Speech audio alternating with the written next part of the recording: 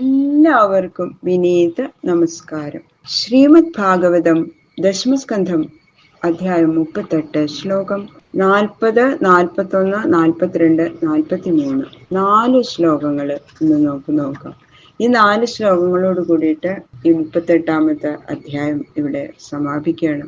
അങ്ങനെ ഗൃഹത്തില് വന്ന അതിഥിയെ എങ്ങനെയാണ് സൽക്കരിക്കേണ്ടത് എന്നതാ ഇത്രയും മനോഹരമായിട്ട് നമ്മളെ കാണിച്ചു തരണു ബലരാമ സ്വാമി. ഇത്രയും സന്തോഷത്തോടുകൂടി ശ്രദ്ധയോടും കൂടിയിട്ടാണ് അക്രൂരനെ സൽക്കരിക്കുന്നത്. അങ്ങനെ അതാ നന്ദഗോപരെ വിശേഷങ്ങളൊക്കെ ചോദിക്കണം എന്താ അക്രൂരനോട്. നമുക്ക് ശ്ലോകങ്ങള് നോക്കാം. ശുക്ലാം വരധരം വിഷ്ണു ശശിവർണം ചതുർഭുജം പ്രസന്നവദനം ധ്യായേത് സർവവിഘ്നോപശാന്തയേ ഗുരവേ സർവലോകാനാം ഭിഷജേ ഭവരോഗിണാം നിധയേ സർവവിദ്യാനാം ദക്ഷിണാമൂർത്തയേ നമഃ. കോമളം കൂജയൻ വേണു ശ്യാമളോയം കുമാരക വേദവേദ്യം പരം ബ്രഹ്മ ഭാസതാം പുരതോ മമ. ഓം നമോ ഭഗവതേ വാസുദേവായ. ഓം നമോ ഭഗവതേ വാസുദേവായ. ഓം നമോ ഭഗവതേ വാസുദേവായ. ശ്ലോകം 40. തസ്മൈ ഭുക്തവദേ പ്രീത്യ രാമ പരമധർമ്മവിദ് മുഖവാസേർഗന്ധമാല്യൈ പരാം പ്രീതിം വ്യഥാൽ പുനഃ. അതിഥികളെ വേണ്ട വിധത്തില് സൽക്കാരം ചെയ്താലുണ്ടാകുന്ന ഫലം നല്ലതായിട്ട് അറിഞ്ഞിരിക്കണ ബലരാമൻ ഏറ്റവും പ്രീതിയോടുകൂടി ഭക്ഷണം കഴിഞ്ഞ് സുഖമായിട്ടിരിക്കുന്ന അക്രൂരപ്പ അത് കഴിച്ചോളൂ എന്ന് പറഞ്ഞിട്ട് കർപ്പൂരം പുകച്ചു. അതോ പിന്നെ അത് താമ്പൂലം കയ്യിൽ വെച്ചു കൊടുക്കണം. അക്രൂരന് ഇത് എന്തൊക്കെയാ വേണ്ടത്? സൽക്കാരം അങ്ങോട്ട് ഏറ്റിട്ട് അങ്ങോട്ട് എന്താ വേണ്ടതെന്ന് ചെല്ലാതിരിക്കുകയാണ് അക്രൂരൻ. അതും പോരാഞ്ഞിട്ടതാ സൗരഭ്യമുള്ള ചന്ദനം ദേഹത്തിലൊക്കെ അങ്ങോട്ട് പൂശി കൊടുത്തു. ഇത് പെരട്ടിയാലേ നല്ല സുഖം ഉണ്ടാവും എന്നൊക്കെ പറഞ്ഞിട്ട് മേല് മുഴുവൻ പെരട്ടി കൊടുക്കുക. അക്രൂരൻ ഇങ്ങനെ രോമാഞ്ചം കൊണ്ട് ഭഗവാന്റെ കാരുണ്യം ഇത്രയ്ക്കും ഒട്ടും വിചാരിച്ചിട്ടില്ല അക്രൂരൻ. അങ്ങനെ വളരെ സന്തോഷത്തോടു കൂടി അത്ഭുതത്തോടും കൂടി അങ്ങനെ ഇരിക്കുകയാണ്. പിന്നെതാ മനോഹരമായിട്ടുള്ള ഒരു പൂമാല കഴുത്തിലങ്ങോട്ട് ഇടിയിച്ചു. അങ്ങനെ ഏറ്റവും ആനന്ദിപ്പിച്ചു. അതാണ് ഗൃഹത്തിൽ വന്നിരിക്കുന്ന അതിഥിയെ വളരെ ശ്രദ്ധാപൂർവം സ്വീകരിക്കേണ്ടത് ഓരോരുത്തരുടെയും ധർമ്മമാണ്. ലോകരക്ഷയ്ക്ക് ഉപകരിക്കുന്ന ഈ ധർമ്മം എല്ലാവരും കൈക്കൊള്ളണം. അതിഥിയെ കുറിച്ചുള്ള ആദരം പ്രകാശിപ്പിക്കാൻ തക്കവിധം സൽക്കരിക്കണം എന്നതാ ഭഗവാൻ ശ്രീകൃഷ്ണനും ബലരാമനും ദൃഷ്ടാന്തപൂർവം ലോകത്തിന് ഉപദേശിച്ചിരിക്കുകയാണ്. നമ്മളൊക്കെ ഇത് മനസ്സിലാക്കേണ്ടതാണ്. അതാണ് എങ്ങനെയാണ് വീട്ടിൽ വരുന്ന അതിഥിയോട് പെരുമാറേണ്ടത്. വളരെ സന്തോഷമായിട്ട് എന്തെങ്കിലും കൊടുത്ത് സൽക്കരിക്കണം. പിന്നെതാ നന്ദഗോപര് വന്നിട്ട് ചോദിക്കണു അക്രൂരരോട്. പപ്രച്ഛ സൽകൃതം നന്ദ കഥം സ്ഥനിരനുഗ്രഹേ കംസേ ജീവതി ദാശാർഹ സൗനപാലിവാവയ. അങ്ങനെ സൽക്കാരമൊക്കെ സ്വീകരിച്ച് സന്തോഷിച്ച് സുഖിച്ചിരിക്കുന്ന അക്രൂരന്റെ അടുത്ത് ചെന്നിട്ട് നന്ദഗോപുരം അപ്പോഴേക്ക് ഓടി വന്നു. കുട്ടികൾ പറഞ്ഞു അക്രൂരൻ വന്നിട്ടുണ്ടെന്ന്.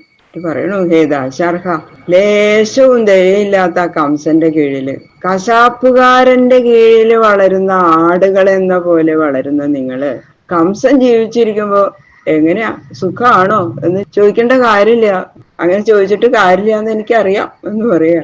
മൃഗങ്ങളെ കൊന്ന് മാംസം വിറ്റ് ജീവിക്കുന്ന ഒരാള് ആടുകളെ വളർത്തിയാൽ ആ ആടുകളിൽ ഏതിനെ എപ്പോ കൊല്ലണമെന്ന് അവന് തോന്നുന്നോ അപ്പൊ ഹിംസിക്കും അല്ലെ. അതുപോലെ തന്റെ കീഴിലിരിക്കുന്ന പ്രജകളെ തോന്നും പോലെയൊക്കെ ഉപദ്രവിക്കുന്ന ഒരു രാജാവിന്റെ കീഴിലിരിക്കുന്ന പ്രജകൾക്ക് അവരുടെ ജീവിതത്തെ കുറിച്ച് തന്നെ വിശ്വാസം ഉണ്ടാവില്ല അല്ലെ.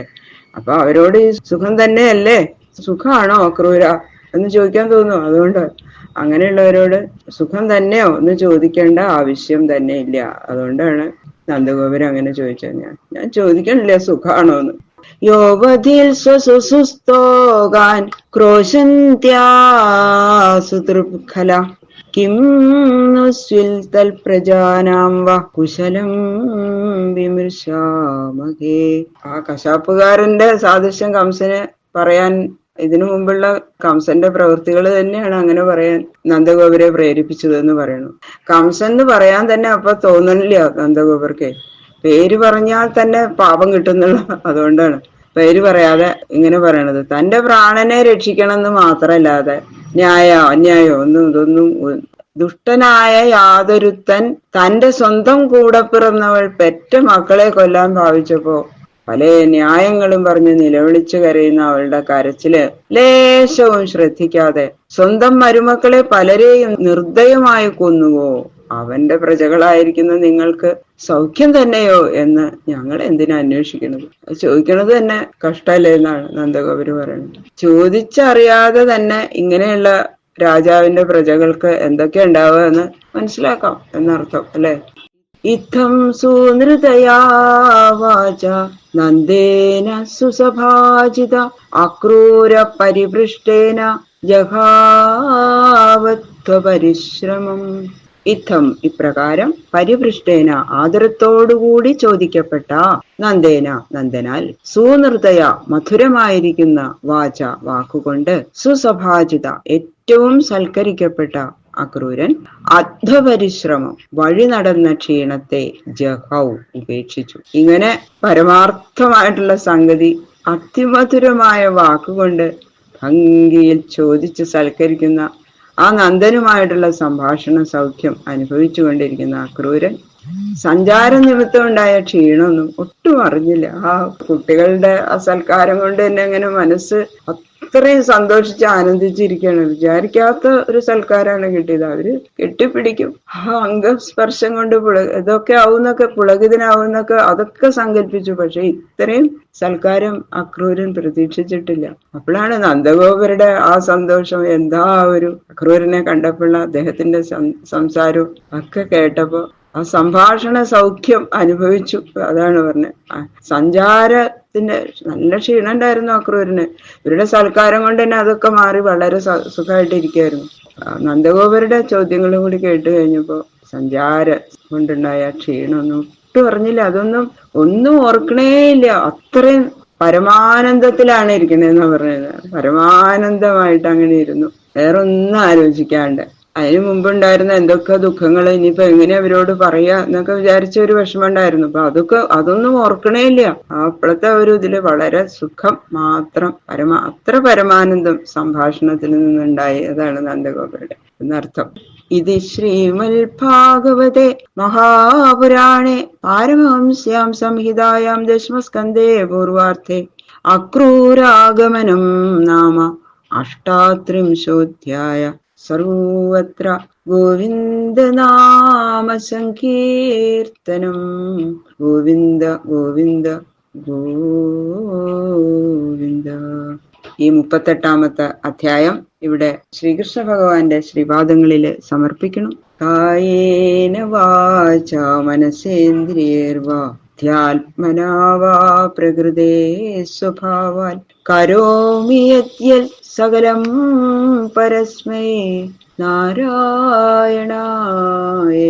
സമർപ്പയാമി. സർവം ശ്രീകൃഷ്ണാർപ്പണമസ്തു.